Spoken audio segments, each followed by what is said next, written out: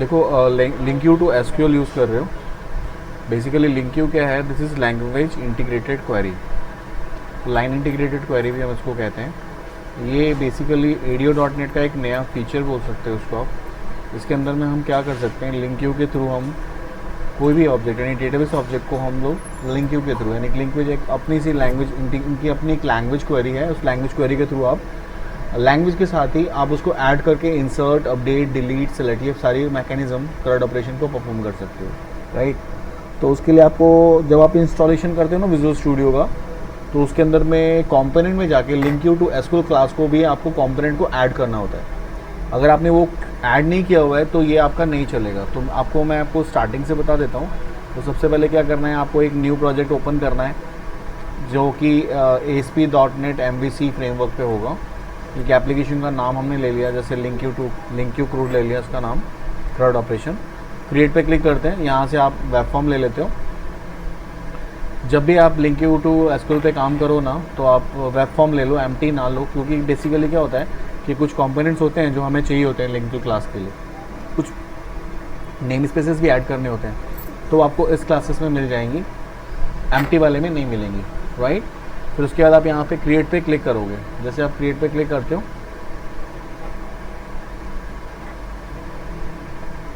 तो आपके पास एक एप्लीकेशन लोड होता है। इन द मीनवाइल हम लोग डेटाबेस क्रिएट कर सकते हैं। Already I have a database in SQL server, so मैं यहाँ पे एसक्यूएल सर्वर ओपन करके ना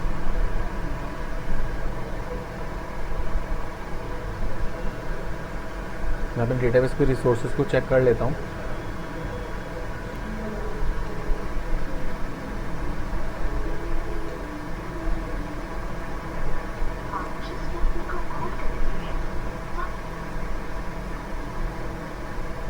ये मेरा ओवरव्यू पेज है, उसे क्लोज कर रहा हूँ। फर्स्ट ऑफ ऑल तो मैं क्या करना है, एक लिंक्यू टू एसक्यूएल क्लास को ऐड करना है इसमें। वो ऐड करने के लिए यहाँ पे इस एप्लीकेशन फोल्डर पे राइट क्लिक करोगे, सॉल्यूशन पे ऐड करोगे, ऐड न्यू आइटम। इस आइटम में डेटा पे क्लिक करोगे एंड सर्च करोगे एसक्यूएल टू लिंक्यू।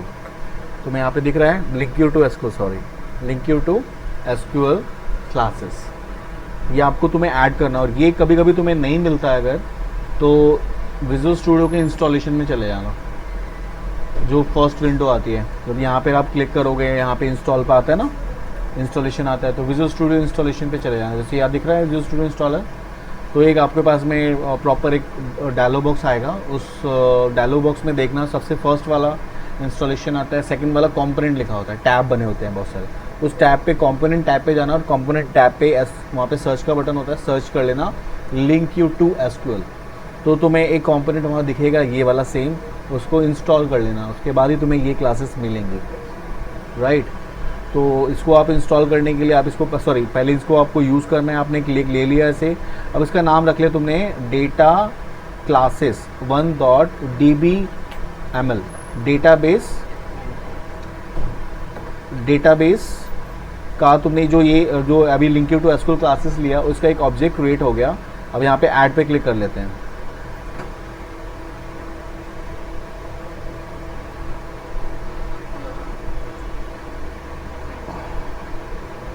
तुम्हारे पास ये एक ऑब्जेक्ट डिज़ाइनर आया है, दिस इज़ ऑब्जेक्ट डिज़ाइनर। यहाँ पे भी ब्लैंक है। बेसिकली क्या है, ये एक ऐसा क्या बोल सकते हो इसको आप, एक ऐसा एरिया है जिसके अंदर हम लोग डेटाबेस के रिसोर्सेज को यहाँ पे रख सकते हैं, राइट। जैसे तुम्हें अब कनेक्टिविटी करनी है, तुम्हें डेटाबेस चाहिए, जैसे तुम एसक्यूएल सर्वर में टेबल क्रिएट करते थे या तुम मॉडल क्रिएट करते थे ना, तो एक तरह से ये एक ऐसा प्लेटफॉर्म है। इस प्लेटफॉर्म पे कोई भी मॉडल को तुम यहाँ पे रख सकते हो, किसी टेबल को यहाँ पे ऑब्जेक्ट को प्लेस कर सकते हो, उसके सारे रिलेशनशिप को देख सकते हो। तो कैसे करोगे इसके लिए आप यहाँ पे चले जाओ एसक्यूएल सर्विसेज के अंदर में। अब एसक्यूएल सर्वर एक्सप्लोरर के अंदर में, सर्वर एक्सप्लोरर तुम्हें नहीं मिलता है तो व्यू मेन्यू में जाओगे, व्यू मेन्यू में सर्वर एक्सप्लोरर मिल जाएगा। यहाँ पे जाओ, जाने के बाद यहाँ पे कनेक्शन को स्टैब्लिश करोगे। कनेक्शन को स्टैब्लिश करना है अब तुम्हें नए तरीके से। ऐड कनेक्शन पे क्लिक करोगे, यहाँ पे कनेक्शन का नेम दोगे, जो कनेक्शन का सर्वर का नेम है तुम्हारा for example I have this connection string, तो मैं यहाँ पे सर्वर का नाम देता हूँ। अब मैं यहाँ से एंटर करूँगा या फाइंड करूँगा डेटाबेस का नाम जिसको मुझे कनेक्ट करना है। तो माई डेटाबेस EMPDB यहाँ पे है क्या? Yes, EMPDB is the name of database जो मेरे पास ऑलरेडी बना हुआ है। मैं इसी को फैच कर रहा हूँ। यहाँ पे टेस्ट कनेक्शन पे क्लिक करके मैं अपनी इन्फॉर्मेशन को चेक करूँगा और अब फाइनली ओके पे क्लिक करूँगा। तो देखोगे तुम यहाँ पे कनेक्शन का ऑब्जेक्ट तुम्हारा क्रिएट हो जाएगा डेटाबेस ऑब्जेक्ट के नाम से DBO. अब देखो यहाँ पे .dbo आ गया इसका, एम्प्लॉई _db.dbo। अब जब इसको तुम एक्सप्लोर करोगे तो तुम यहाँ देखोगे तुम्हारे पास सारे टेबल जो उस टेबल में हैं, जो उस डेटाबेस में थे, वो सारे आ गए। यानी पे the database has employ EMP login masters STU student and student master, इतने टेबल हैं। अब इसमें से तुम्हें अपने किस ऑब्जेक्ट पे काम करना है उसको तुम यहाँ से ड्रैग एंड ड्रॉप करके यहाँ यूज़ कर सकते हो। अगर इस टेबल के अंदर में कोई प्राइमरी की फॉरेन की का रिलेशन है वो भी तुम्हें यहाँ पे दिख जाएगा, अगर ऐसा कुछ तुमने यहाँ पे क्रिएट किया हुआ है। सपोज मैं स्टूडेंट के अंदर में ये मेरे पास कुछ कॉलम है, roll number, name, class, section and image, ये मैं यूज़ कर सकता हूँ। मैं चाहूँ तो ये यूज़ कर सकता हूँ, ठीक है। मैं चाहूँ तो ये यूज़ कर सकता हूँ। मैं चाहूँ तो एम्प्लॉय वाला टेबल यूज़ कर सकता हूँ। तो मैं यहाँ से एम्प्लॉय वाले टेबल को यूज़ करता हूँ। तो मैंने यहाँ से क्या किया, ड्रैग करके ना अपने इस प्लेटफॉर्म पे से छोड़ दिया। तो जैसे ड्रॉप करोगे ना ऑटोमेटिकली देखोगे उसका ऑब्जेक्ट क्रिएट हो जाएगा। तो in this platform you can place multiple table. ऐसा नहीं कि तुम एक टेबल यहाँ यूज़ करोगे, जहाँ पे मल्टीपल टेबल तुम यूज़ कर सकते हो। तो बेसिकली क्या है, जब हम इसको प्लेस कर रहे हैं तो हमने कनेक्शन भी मैनुअल बनाया है, प्लेस किया। तो देखा जाए तो ये जो वर्क कर रहे हो ना, इसके थ्रू तुम्हारे सारे जितने भी ऑब्जेक्ट हैं उसके जो कॉन्टेक्स्ट क्लासेस के ऑब्जेक्ट होते हैं, जो हम लोगों ने MVC में तो कॉन्टेक्स्ट क्लास किया था, तो वो सारे ऑब्जेक्ट यहाँ पे बिल्ड हो जाएंगे अपने आप when ever you build this project. तो तुम्हें क्या करना है, इस प्रोजेक्ट को बिल्ड करना है। तो यहाँ पे बिल्ड में जाओगे और यहाँ पे बिल्ड सॉल्यूशन पे क्लिक करोगे। इफ़ एवरीथिंग इज़ ओके तो तुम्हारा बिल्ड सक्सेस हो जाएगा, यानी कि तुम्हारे सारे मेथड्स इस टेबल के अकॉर्डिंगली क्रिएट हो चुके हैं। Now we are going to create application. तो मैंने उसके लिए एक डेमो बनाया हुआ है तुम्हारे लिए। जैसे यहाँ पे देखो मैंने एक प्रोसीजर भी इसमें क्रिएट किया हुआ है तुम्हारे लिए कि तुम अगर इसको स्टेप्स देखोगे कि ऐड करना है, तुम्हें सबसे पहले क्या करना है, add to LINQ SQL class from the project menu, या वहाँ से चले जाओ या वहाँ से चले जाओ, ठीक है। फिर क्या करना है, create a new connection in SQL server explorer with database name and the table which one you want to use। तुम्हें क्या करना है, सर्वर पे जाना है, राइट क्लिक करना है, वहाँ से डेटाबेस कनेक्शन क्रिएट करना है और टेबल को पिक कर लेना है। After creating the connection find the object from the server explorer से उस ऑब्जेक्ट को फाइंड करना है जो तुमने अभी भी कनेक्शन को क्रिएट किया हुआ है, and drag and drop the table and database, जो DBML डेटाबेस का ऑब्जेक्ट क्रिएट हुआ है वहाँ पे तुम्हें क्या करना है, ड्रैग एंड ड्रॉप करना है और बिल्ड करना है प्रोजेक्ट को। यहाँ तक हम लोगों ने कर लिया। उसके बाद जो तुम्हारा टेबल है उसके कॉरेस्पॉन्डेंस तुम्हें क्या करना है, यहाँ पे वो फॉर्म्स बनाने हैं। जैसे कि मैंने अभी जो किया था, इसमें कॉलम्स कितने हैं, ID, नेम और ईमेल ID, 3 कॉलम है। तो 3 कॉलम के अकॉर्डिंगली मुझे क्या करना है, यहाँ पे एक फॉर्म डिज़ाइन करना है। Now my project is successfully build is ready. So मुझे एक अब यहाँ पे क्या करना है, यहाँ पे एक फॉर्म ऐड करना है। तो मैं यहाँ पे राइट क्लिक करता हूँ, ऐड करता हूँ new item. In this I have selected web में ASP.NET, और यहाँ पे क्या लेता हूँ, यहाँ पे मैं लेता हूँ पेज का नाम, the name of pages EMP employ, add पे क्लिक कर दिया। अब जैसा मेरा फॉर्म है उसके कॉरेस्पॉन्डेंस मैं इस पेज को डिज़ाइन कर लूँगा। And I have 3 rows and 3 columns I want. For that, create a table inside the form, है ना। एक टेबल आप क्रिएट कर लेते हो। इस टेबल में आपने 4 rows ले लिए एंड 3 columns ले लिए, राइट। ऐड किया। नाउ उस टेबल को आप सेलेक्ट करते हो अपने हिसाब से, तुम उसको रीसाइज करते हो और उसको सेंटर जस्टिफाई करते हो, और तुमने अपने पेज फॉर्म को थोड़ा सा सेंटर में प्लेस कर दिया। Now the first column is ID, name and age ना, आईडी, नेम एंड ईमेल, ये मेरे पास 3 कॉलम है and I want a row more in this table. तो मैंने इस पर राइट क्लिक किया और ऐड कर दिया एक रो बिलो। ठीक है, अब मेरे पास देखो यही है ना, आईडी, नेम एंड ईमेल। अब आईडी में क्या करेंगे, टेक्स्ट बॉक्सेस हम लेते हैं।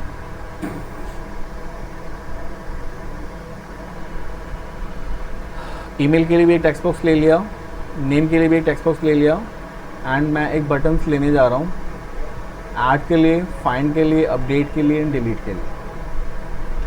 ठीक है, अब उसके के हिसाब से तुमने आईडी की वैल्यू चेंज कर दी। यहाँ पे तुमने इसका मैनिपुलेशन कर दिया txt id and this one is a txt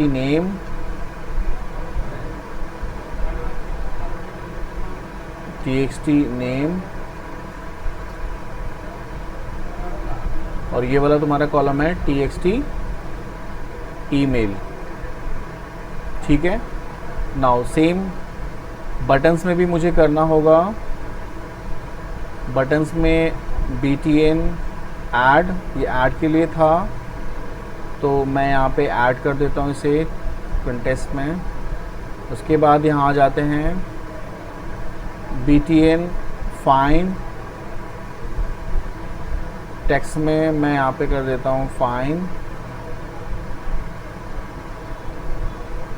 यहाँ पे कर देते हैं btn अपडेट, टेक्स्ट में update and the finally delete and the ID के अंदर में btn डिलीट। ठीक है, अब तुम्हें क्या करना है, अब इसके कोड को परफॉर्म करना है। कोड को परफॉर्म करने के लिए तुम्हें क्या करना है, उस डेटाबेस कॉन्टेस्ट क्लास का ऑब्जेक्ट को कॉल करना है। तुम्हें कोई कनेक्टिविटी यहाँ पे एस्टेब्लिश नहीं करनी है। देखो मैंने कोड भी तुम्हें यहाँ पे दिया हुआ है सैम्पल के अंदर में। तुमने फॉर्म डिज़ाइन कर लिया ना, फॉर्म डिज़ाइन करने के बाद तुम्हें क्या करना है, तुम्हें डायरेक्टली उस डेटाबेस कॉन्टेस्ट क्लास का एक ऑब्जेक्ट को क्रिएट कर लेना है। तुमने क्या किया, database data classes, data contest के नाम से जो क्लासेस हैं, कौन सी क्लासेस जो तुमने अभी ऐड करी है, इसका नाम ये है डेटा कॉन्टेस्ट डेटा क्लासेस। इसका एक ऑब्जेक्ट क्रिएट करना है क्योंकि यही तुम्हारे को सारी सर्विसेज दे रहा है, ऐड की, अपडेट की, डिलीट की, सिलेक्ट की। तुम्हें याद होगा जब तुम वहाँ पे यूज़ कर रहे थे MVC के अंदर में, तो हम लोगों ने कॉन्टेस्ट क्लास बनाई थी। कॉन्टेस्ट क्लास का ऑब्जेक्ट बनाते थे जब हम वो कंट्रोलर में जाते थे, तो कंट्रोलर में कॉन्टेस्ट क्लास का एक ऑब्जेक्ट क्रिएट करते थे, उसके थ्रू हम लोग ऐड, अपडेट, डिलीट सब कॉल करते थे ना। तो वो सेम मैकेनिज्म तुम्हें यूज़ करना है। तो तुमने यहाँ पे क्या किया, अब यहाँ से मैं कोड पे जा रहा हूँ, मुझे ऐड की कोडिंग करनी है। तो ऐड की कोडिंग करने के लिए मैं यहाँ पे सबसे पहले तो अपने नेम स्पेस को कॉल कर ले रहा हूँ यूजिंग system.data.sql क्लाइंट को मैंने कॉल कर लिया और मैं ग्लोबली उस डेटा कॉन्टेस्ट क्लास का एक ऑब्जेक्ट क्रिएट कर लेता हूँ। डेटा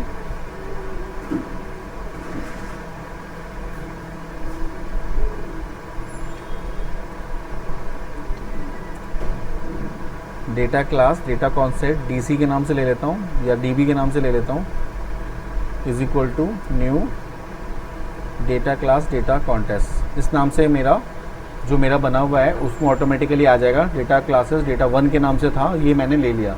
अब इसके थ्रू तुम्हें सारे ऑब्जेक्ट को यहाँ पे परफॉर्म करना है। If you want to add data, तो तुम्हें ऐड कराने के लिए इसी क्लास को कॉल करना है, इसी डेटाबेस क्लास को कॉल करना है। तो देखो मैं तुम्हें थोड़ा सा बता देता हूँ। अब देखो तुम्हें इंसर्ट कराना है। इंसर्ट कराने के लिए क्या किया तुमने, इस क्लास का ऑब्जेक्ट बनाया, उसके बाद उस क्लास में इस डॉट डेटा कॉन्टेस्ट क्लास जो तुम्हें कॉन्टेस्ट क्लास था उसके अंदर में जो ऑब्जेक्ट है उसका नाम क्या था, एम्प्लॉय था ना, एम्प्लॉय नाम से था ना। तो एम्प्लॉय के नाम से हम यहाँ पे कॉलम बना सकते हैं। तो देखो यहाँ पे क्या आ रहा है, E employ EP is equal to new employ. उसके अंदर हमने ब्रैकेट ओपन एंड क्लोज किया है। उसके बाद हमने क्या किया, उस डेटाबेस के साथ में एम्प्लॉयज़ को इंसर्ट ऑन सबमिट करा दिया और सबमिट चेंजेस करा दिए। अगर सबमिट चेंजेस में अगर आप चाहते हो कि सबमिट हो गया तो ओके का मैसेज आ जाए, नहीं तो एल्स का मैसेज आ जाए, तो यहाँ पे क्या करोगे, इंटीजर में डाल के उसको चेक कर सकते हो। तो उसके लिए आप क्या है, बहुत ही ईजी है। अगर आप थोड़ा सा दिमाग लगाओगे इस पर तो इस पर काम कर सकते हो आप। तो यहाँ पे मैंने क्या किया, यहाँ पे मैंने उस टेबल का ऑब्जेक्ट लेना था, मैंने ले लिया। EMP is a name of table. And like मैंने कैपिटल EMP ले लिया is equal to new EMP।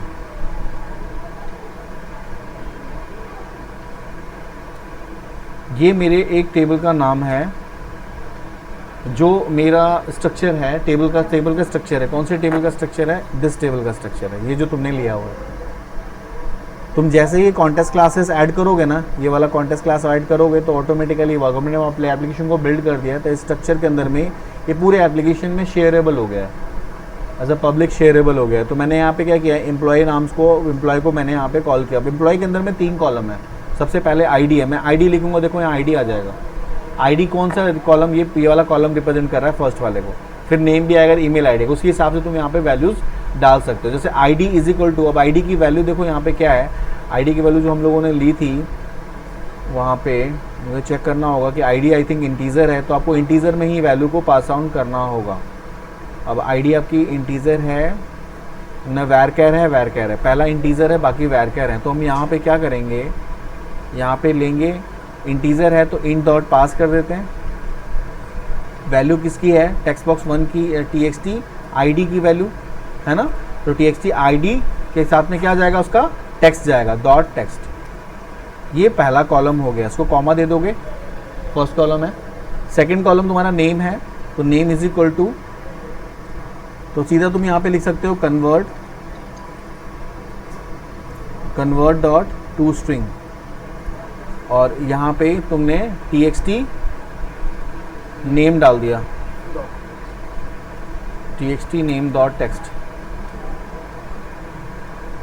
Second column हो गया, और तीसरा कॉलम क्या था? ईमेल। ईमेल आ गया, is equal to convert dot to string, और यहाँ पे तुमने क्या प्लेस कर दिया, txt ईमेल। Got it. अभी लास्ट कॉलम था, इस पर नहीं करना है। अब मुझे क्या करना है, dc डॉट क्या, सॉरी dc नहीं था ना, db डॉट क्या, सबमिट ऑन चेंज, सबमिट करना है। बट किसकी इंफॉर्मेशन को सबमिट कर, देखो यहाँ पे समझने वाली बात है, जब तुम किसी वेरिएबल को यहाँ पे जब लेने जाते हो, ये तुम्हारे पास में ये कॉलम है, और इस कॉलम का ऑब्जेक्ट क्या है, EP है, तो ये क्या हो जाएगा, इसका जो मेथड वहाँ पे क्रिएट होगा ना, जब तुमने इसको बिल्ड किया, उसका नाम है EPS आ जाएगा। उसके अंदर में एम्प्लॉयज़ के अंदर, जब जैसे एम्प्लॉय नाम से टेबल है तो एम्प्लॉयज़ हो जाएगा, एस ऐड हो जाएगा, तो ये ध्यान रखना तुम। तो जो मेथड वहाँ पे जो बन रहा है, उसका जो मेथड बन रहा है, उस टेबल के यहाँ पे जो मेथड बनेगा, उस पर एस ऐड हो जाएगा। तो मेरे पास जो टेबल ऐड हुआ है उसके नाम में, मेरे टेबल का नाम का EMP है, तो EMPS के नाम से एक ऑब्जेक्ट आ जाएगा। तो देखो हम क्या लिखेंगे, जो टेबल का नाम है, डेटा जो ऑब्जेक्ट का नाम तुमने बनाया था कॉन्टेस्ट क्लास का, उसके बाद उसका नाम, इसका जो मेथड का नाम है जो बनेगा। जो टेबल का नाम एम्प्लॉय है तो एम्प्लॉयज़ बन जाएगा, स्टाफ है तो स्टाफ्स बन जाएगा, एस वर्ड ऐड हो जाएगा, याद रखना। और उसके बाद हमने क्या किया, इंसर्ट ऑन सबमिट, और पैरामीटर मैंने क्या डाल दिया, ये वाला पैरामीटर।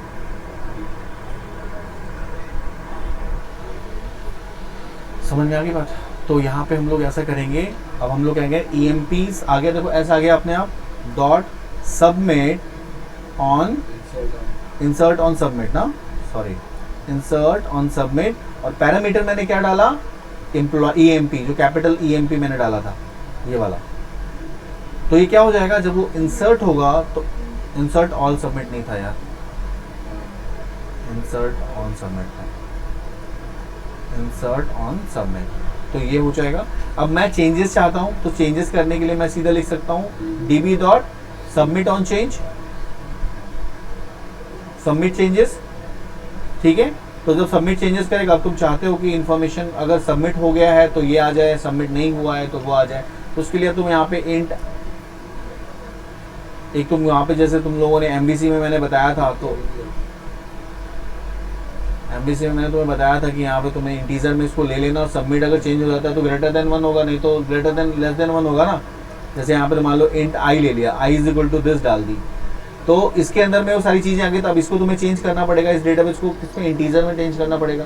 तो उसके बाद यहाँ पे चेंज कर दोगे if I greater than equal to this, तो ये मैसेज नहीं तो दूसरा तरीका एक और भी है कि इसको पूरे को ना ट्राई कैच में डाल देना, इसको ट्राई में डाल दो, ठीक है। इस पूरे ब्लॉक को ट्राई में डालोगे, ट्राई के अंदर में आप ये पूरा रन करा दोगे यहाँ तक, और कैच के अंदर में जो एक्सेप्शन आएगा उसको कैच करोगे, जैसे कैच लिखा। लेकिन इसको आप कब करोगे, जब आपको लगता है कि आपके प्रोग्राम में कोई एरर नहीं है। ठीक है, अभी तो हमने प्रोग्राम को रन नहीं कराया है ना, तो अब हो सकता है कि इसके अंदर में एरर हो। पहले तो हम एक बार फर्स्टली इसको रन करा के चेक करेंगे। अगर ये रन फाइनली हो जाता है तो उसके बाद हम क्या करेंगे, ये हम टर्म्स यूज़ कर सकते हैं, ये try catch exception handling use कर सकते हैं। तो फर्स्ट ऑफ ऑल क्या करते हैं, इनको हम लोग पहले कमेंटेड कर देते हैं, इसको हम लोग भी बाद में यूज़ करेंगे, जस्ट बाद इसको हम लोग यूज़ करेंगे। इसको मैंने कमेंटेड कर दिया। अब मैं यहाँ पे मैंने बनाया और उसको सेव कराया, तो मैं इसको रन कराता हूँ। एम्प्लॉय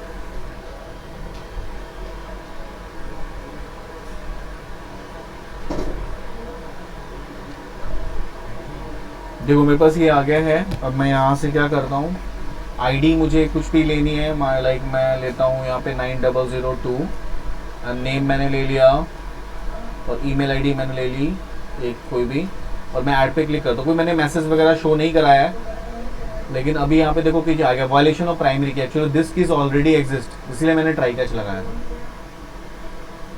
तो ये वाला की ऑलरेडी डेटाबेस में होगा, इसलिए प्रॉब्लम आ गई। मैं चेक कर लूँ एक बार, राइट क्लिक करके यहाँ पे सिलेक्ट करते हैं इसको, सिलेक्ट टॉप 1000 रोज। तो 9002 के नाम से एक वैल्यू होगी, उसके अंदर नहीं है। वायलेशन ऑफ प्राइमरी की email ID, sorry email ID को लेकर वायलेशन कर रहा है ना। This email ID is a primary key hair, देखो यहाँ पे प्राइमरी की मेंशन है ना, और ईमेल आईडी मैंने सेम डाल दिया, तो इस वजह से प्रॉब्लम आ रही थी। तो ID is not a primary key here, email ID is a primary key. तो मैं कुछ ऐसा अलग से डालता हूँ जो कि इसमें ना रहे।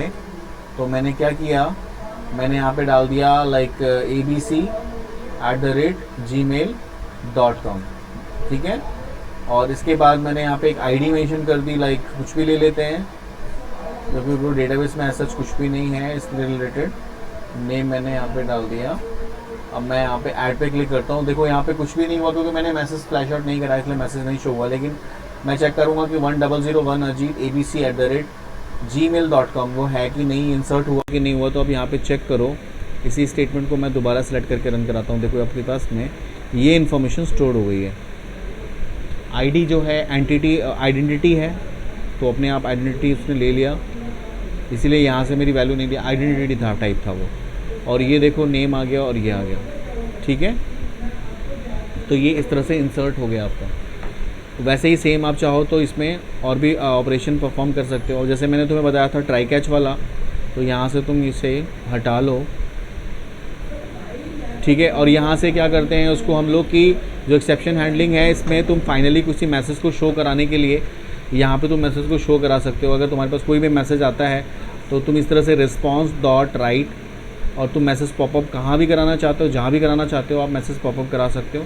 जैसे कि मैं चाहूँ लेबल में एक मैसेज शो कराना, तो मैं मैसेज को लेबल में शो कर सकता हूँ। अगर मैं चाहूँ EX में शो कराना, तो यहाँ पे EX.toString कर दोगे, क्योंकि EX में तुम क्या कर रहे हो, यहाँ पे मैसेज को यहाँ पे कैच कर रहे हो, और वो जो कैच मैसेज है तुम उसको यहाँ पे क्या कर रहे हो, response.redirect में शो कर रहे हो। तो ये पेज पे राइट कर देगा।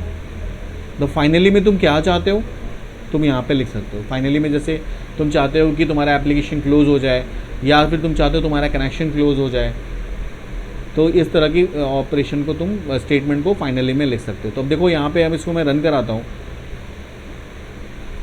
और मैं सेम आईडी डालूंगा जो मैंने ऑलरेडी डेटाबेस में डाला हुआ है। जैसे SSD, ये इन्फॉर्मेशन ऑलरेडी मेरे पास में है, सेम इन्फॉर्मेशन डालूंगा, तो देखना वहाँ पे क्या आएगा। वहाँ पे जो थ्रो करेगा ना, जो सिस्टम थ्रो करेगा, जो अभी प्राइमरी की वॉल्यूशन का मैसेज आया था तुम्हारे पास, जो तुम्हारे एप्लीकेशन को ब्रेक करके आया था, वो तुम्हारे रनिंग में आएगा।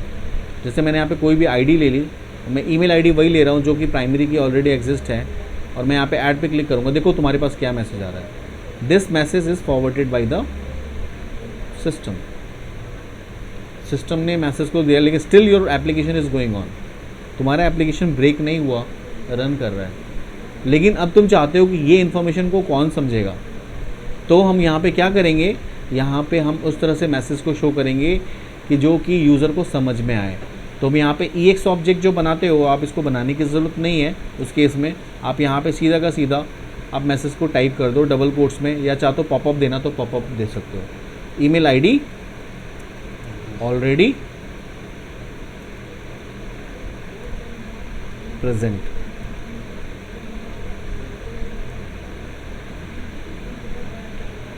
ठीक है,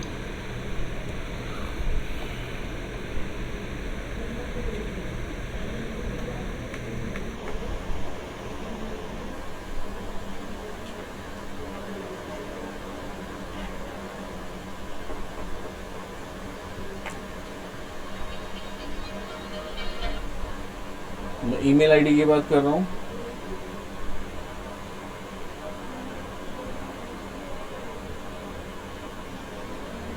यहाँ पे मैंने ईमेल आईडी ले लिया SSD एंड कुछ भी ले लेते हैं, और जैसे मैं ऐड पे क्लिक करता हूँ मेरे पास आ गया email ID already exist. This message को तुम चाहो तो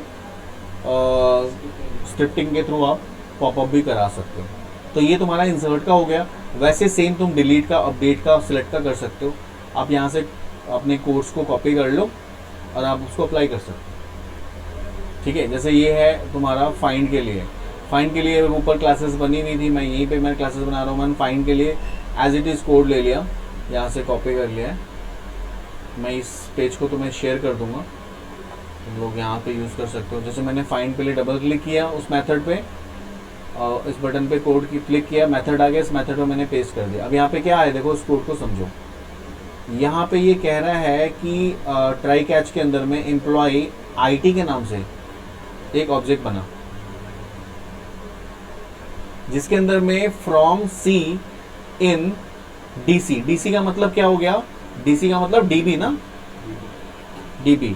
तो यहाँ पे हमारा क्या आ गया, DB। डेटाबेस के अंदर में वो क्या करेगा, एम्प्लॉयज को ढूंढेगा। मतलब क्या किया कि पहले तो वो टेबल बनाया, टेबल लिया एम्प्लॉय का, जो मेरा ये वाला DB कॉन्टेस्ट क्लास के अंदर टेबल है।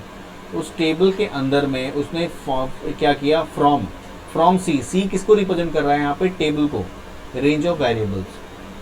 उसमें इन डेटाबेस के अंदर में एम्प्लॉयज मेथड के अंदर में वेयर C.id, C का ID मतलब टेबल का, कॉलम का ID। C किसको रिप्रेजेंट कर रहा है, टेबल, यानी टेबल के इसके अंदर में ID, इस टेबल के ID, यानी C is a table of table ID। तो dot ID is equal to, अगर मैच करेगा किसके साथ मैच करेगा, TXT ईमेल आईडी के थ्रू हम करवाना चाह रहे हैं। ईमेल आईडी से प्राइमरी की राइट नाउ। ठीक है, तो हम यहाँ पे ईमेल आईडी ले लेते हैं। तो और यहाँ पे भी हम लोग क्या करते हैं, आईडी की जगह पे ईमेल आईडी ले लेते हैं, राइट ना। यहाँ पे ईमेल ले लेते हैं जो कॉलम में है। मैं चाहता हूँ इस ईमेल आईडी, ईमेल के थ्रू ईमेल वेरीफाई हो, तो मैंने ये ले लिया। अगर मैच करता है तो उसको क्या करना है, उसको करना है सिलेक्ट करना है, सिलेक्ट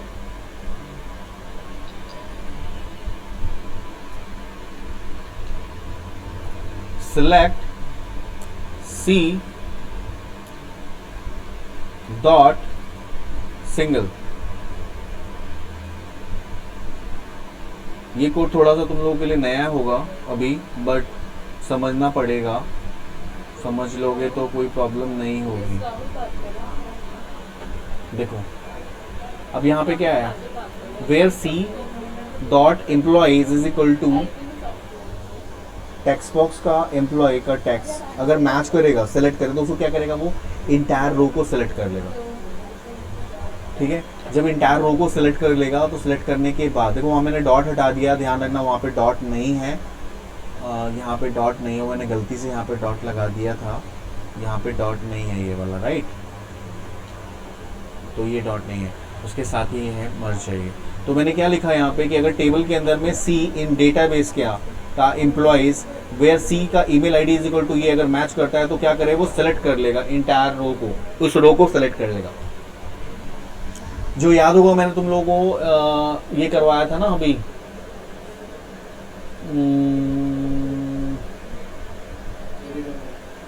नहीं, एमबीसी में मैंने क्रॉड ऑपरेशन जो करवाया था उसमें तुम्हें याद होगा लैम्डा एक्सप्रेशन के थ्रू मैंने किया था वेयर वाला, वो सेम तुम चाहो तो लैम्डा एक्सप्रेशन वाला वेयर क्लाउजेस भी यूज़ कर सकते हो यहाँ पर। ठीक है, पहले से एक बार कर लो फिर मैं वो भी तुम्हें बता दूँगा।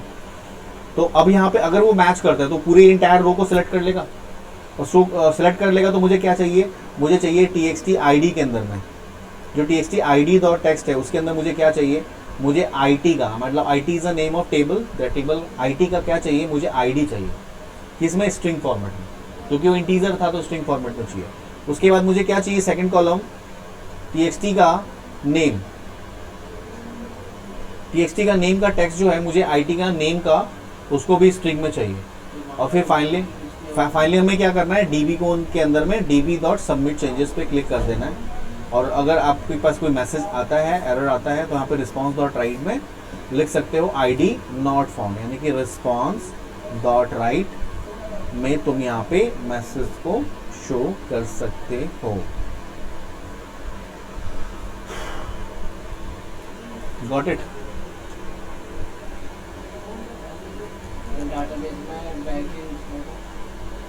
वैरकैर है तो फिर तुम्हें स्ट्रिंग लेना पड़ेगा, और इंटीजर हाँ स्ट्रिंग होगा ना, वैरकैर मतलब कैरेक्टर आ गया। और जहाँ इंटीजर है वहाँ पे यहाँ पे इंट कन्वर्ट करके या इंट पास करके या पास ट्राई करके लेना होगा, कन्वर्ट मेथड या ट्राई पास या टू स्ट्रिंग। समझ में आ गई बात? करें, फाइंड करें, यहाँ पे एग्जीक्यूट कराते हैं। मेरे पास में ssd.अजीत कुमार के नाम से एक डेटा है यहाँ पे पड़ा हुआ है ना, मैं इसे कॉपी कर रहा हूँ, सेम मैं देयर इज एरर नो कर देता हूँ मैं। अच्छा यहाँ पे देखो ऑलरेडी एक पैरेंथेसिस आ चुका था, उसको मैंने हटा दिया, वो एक्स्ट्रा पैरेंथेसिस इसके अंदर में मैंने आईडी नीचे रखा हुआ है, आप चाहो तो उसको अपने अरेंज कर सकते हो। बिकॉज इस केस में मैंने आईडी जो तो मेरा आइडेंटिटी था इसलिए मैंने उसको ऊपर लिया हुआ है। तो प्राइमरी की मेरे पास ये है, मैं प्राइमरी की यहाँ पे डालता हूँ और डालने में मैं सर्च पे क्लिक करता हूँ तो रिकॉर्ड आ गया, डेटा आ चुकी ना। अब मैं कुछ ऐसा डेटा को डालूँ जो उसके अंदर में ऑलरेडी है ही नहीं, और मैं ऐड फाइंड पे क्लिक करूँगा तो मेरे पास क्या आएगा, डेटा नॉट फाउंड। ये तो ऑलरेडी पुराना डेटा था इसलिए यहाँ पे शो हो रहा था, तो हम रिफ्रेश की कोडिंग कर सकते हैं। तो ये क्या है, ये कोड तुम्हारा क्या है, फाइंड कर रहा है, सर्च कर रहा है। नाउ अब हम आते हैं अपडेट पे। सेम मैं यहाँ से अपडेट की कोडिंग भी कॉपी कर रहा हूँ, ऑलरेडी क्लासेस मेरे बने हुए हैं, ट्राई कैच मैंने यूज़ किया हुआ है इसके अंदर में। अपडेट करना है, अपडेट में क्या है, जो मेरे पास डेटा है ऑलरेडी उसमें मैं उस प्राइमरी की के बिहाफ पे उसे अपडेट करूँगा। सेम एम्प्लॉय टेबल है, ऑब्जेक्ट का नाम है from C in db dot employees where C dot I D. अब किसके भी यहाँ पे करना है तुम्हें, ईमेल के भी यहाँ पे करना है, तो ईमेल ले लोगे, इज इक्वल टू ईमेल की वैल्यू किस में है, txt email id dot text में, जो कि स्ट्रिंग फॉर्मेट में है। तो उसे क्या करेगा, वो सिलेक्ट कर लेगा। सिलेक्ट करने के बाद जो भी तुमने टेक्स्ट बॉक्स में डाला हुआ है उसको क्या कर देगा, अपडेट कर देगा। तो id का id है, उसके क्या करेगा, वो उसका txt id की वैल्यू उठा लेगा, जो भी तो उसमें चेंजेस तुमने किए हैं वो उसको चेंजेस कर देगा। तो यहाँ पे क्या है, txt id था, पहला वाला id है ना, txt id डॉट टेक्स्ट, और ये मेरा क्या है, कन्वर्ट करना पड़ेगा ना मुझे, इसे मुझे कन्वर्ट करना पड़ेगा। तो मैं क्या लिखूंगा यहाँ पे इंट पास कर सकते हो सीधा, क्योंकि इंटीजर में है, इंट डॉट पार्स।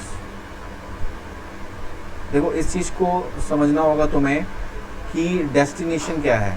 देखो यहाँ पे डेस्टिनेशन क्या होता है, पहले होता है,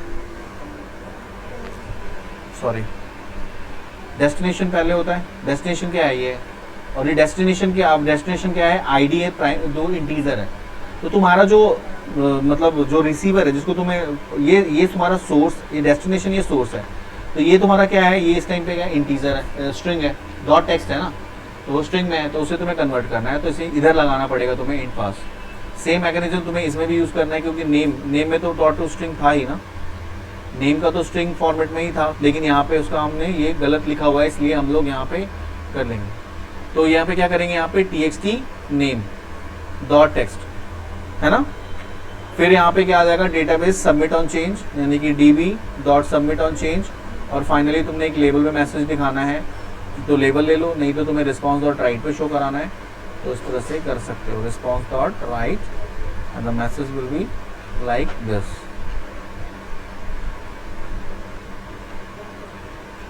ठीक है। और एक्सेप्शन अगर आता है तो एक्सेप्शन को मैं चाहता हूँ कि शो हो जाए मेरे लेबल पे या फिर इस तरह से मैसेज में, तो इस तरह से एक्सेप्शन को भी आप शो करा सकते हो।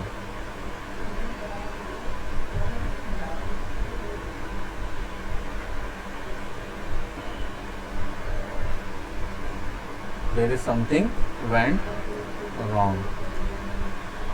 This is a message showing on the page.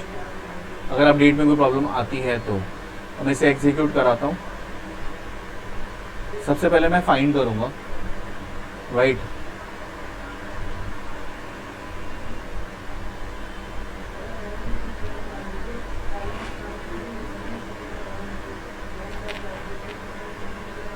मैंने फाइंड किया, मैंने वो रिकॉर्ड डाले, वो आईडी डाली जो ऑलरेडी होगी इसके अंदर में, तो आईडी मैंने ले लिया, आईडी के यहाँ पे मैंने फाइंड किया। जैसे मैं फाइंड पे क्लिक करूँगा मेरे पास रिकॉर्ड आ गया। I want to change name here, तो मैंने यहाँ पे नेम चेंज कर दिया, मैंने यहाँ पे नाम चेंज कर दिया योगेश, ठीक है।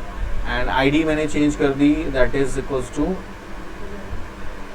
आईडी मैं चेंज नहीं कर सकता हूँ क्योंकि ID is a, I think identity ले रखी है शायद ना मैंने। अपडेट करके देखता हूँ मैं। समथिंग वेंट रॉन्ग, आईडी को भी हमने यहाँ पे पास कर दिया है। आईडी कॉलम इज आइडेंटिटी जो यहाँ पे शो हो रहा है, आईडी इज नॉट नल, और ये कॉलम जो है मेरे इस टेबल का आइडेंटिटी है, तो इस कॉलम को हम यहाँ से यहाँ पे कमेंट कर देते हैं। आईडी को हम पास नहीं करेंगे इसमें ना।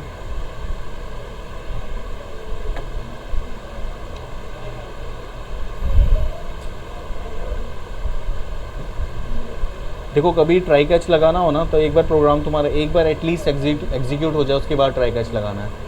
क्योंकि ट्राई कैच लगाते हो तो जो एक्चुअल एक्सेप्शन होता है वो नहीं पता चलता तुमको, क्योंकि एक्सेप्शन का मतलब कुछ भी एरर होगा ना तो ट्राई कैच वाला उसको कैच करके भेज देगा, तो तुम्हें पता नहीं चल पाएगा कि तुम्हारे को तुमने एरर क्या रखा है उसमें।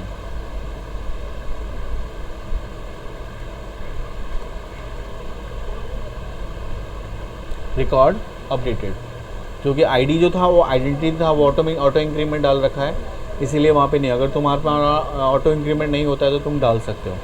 तो इस केस में देखो ये फाइंड हो चुका है, अपडेट हो चुका है। मैं इसको फाइंड करके चाहूँ तो देखो चेक कर दूंगा। 2 आईडी है जो कि मैंने पहले अजीत, अब इसमें टिंकू कर दिया मैंने, ठीक है। और ईमेल आईडी आपकी वही है, सेम रहेगी, क्योंकि email ID is a primary key. तो ये हो गया अपडेट। नाउ अब मुझे डिलीट करना है। डिलीट के लिए बहुत लाइक कुछ भी नहीं करना, उस आईडी को लेनी है जो पहले आप लोगों ने अपडेट में किया था सेम, और उसको यहाँ पे डिलीट कर सकते हो। जैसे देखो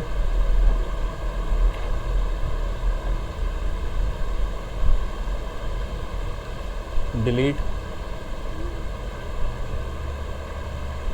मैंने क्या किया वो सेम, हर जगह देखो कोड तो सेम आ रहे हैं बिल्कुल। डेटाबेस के अंदर में एम्प्लॉइज़ वेयर सी का जो टेक्स्ट है किससे मैच करवाना है, txt ईमेल आईडी से मैच करवानी है, एंड आईडी की जगह पे मेरे पास में ईमेल है, राइट। और अगर होता है तो वो सिलेक्ट कर ले। जब वो सिलेक्ट कर लेगा तो वो dc.db.employees के अंदर में जाएगा और जाके कर देगा क्या, डिलीट ऑन सबमिट। जो ऑब्जेक्ट का नाम था उसको हम पास कर देंगे। फिर हम क्या करेंगे, यहाँ पे db को हम चेंजेस कर देंगे, सबमिट चेंजेस कर देंगे। हम चाहते हैं तो टेक्स्ट बॉक्स की वैल्यू को यहाँ से ब्लैंक कर देंगे, और मैसेज को हम चाहें तो यहाँ पे शो कर सकते हैं, ठीक है।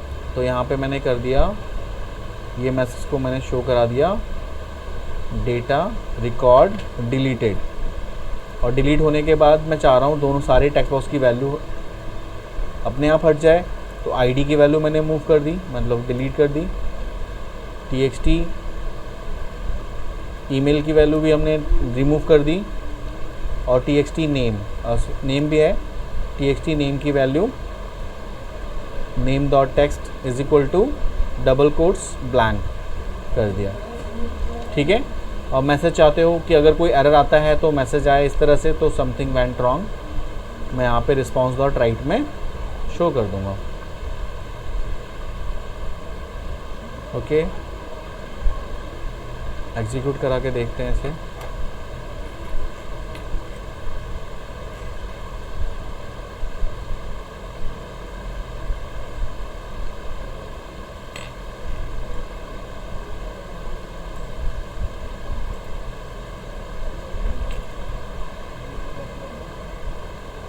फाइंड कर लेते हैं, ये फाइंड कर लिया हमने।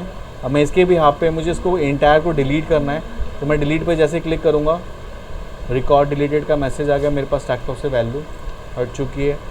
अब मैं चेक भी कर लूँ, यहाँ से सेलेक्ट करा,